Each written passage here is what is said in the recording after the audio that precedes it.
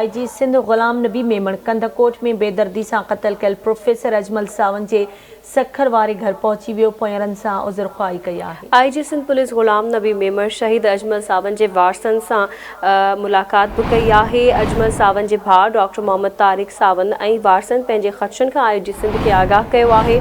IG Sindh Ghulam Nabi Memon पारां professor Ajmal Sawant जे क़त्ल case जी शफ़ाफ़ जांच कराइण ऐं जवाबदार गिरफ़्तार करण जी भी ख़ातिरी कराई आहे। अहम ख़बर आहे असां सां शेयर करे रहिया आहियूं। IG सिंध गुलाम नबी मेमण कंदकोट में बेदर्दी सां क़त्ल कयल प्रोफेसर अजमल सावंत जे सखर वारे घर पहुची वियो, पोयरनि सां उज़र ख़्वाही कई।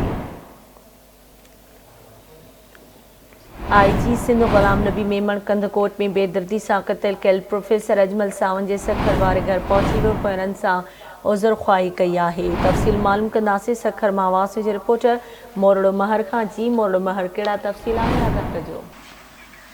जी बिल्कुल, IPA जे प्रोफेसर अजमल सावंत जे क़त्ल बाद IG सिंध गुलाम नबी मेमण जेको आहे उनजे रिहाइशगाह ते पहुची करे वारसनि सां ताज़ियत करे दुख जो इज़हार कियो वियो आहे। IG सिंध गुलाम नबी मेमण खे अजमल सावंत जे वारसनि जे तरफ़ां क़त्ल बाबति जेको आहे आगाह कयो वियो। उन्हनि जो चवणु हो त उन्हनि जो जेको आहे सावंत ऐं सुंदराणी तकरार सां को बि जेको आहे वास्तो नाहे ऐं उन्हनि खे अजमल सावंत खे बेगुनाह जेको आहे क़त्ल कयो वियो आहे। उनखे ज़ोरी ज़बरदस्ती जेको आहे क़बीलाई रंग ॾिनो पियो वञे। उनजो उन वाक़िए सां को बि जेको आहे इन्वॉल्वमेंट या उनजी नाहे। उन खां पोइ IG सिंध जे तरफ़ां उन्हनि खे वारसनि खे ख़ातिरी कराई वई आहे। उन्हनि खे चयो वियो त उनजे तरफ़ां SSP कश्मीर कंदकोट इरफान समो खे उनजे तरफ़ां इहा हिदायत कई वई आहे त जल्द जेके कातिल आहिनि, मुलविस आहिनि, उन्हनि खे गिरफ़्तार करे सुठे नमूने सां केस ठाहे जेको आहे अदालत में मोकिलियो वञे। उन खां पोइ जेको आहे IG सिंध मीडिया सां ॻाल्हाईंदे चयो आहे त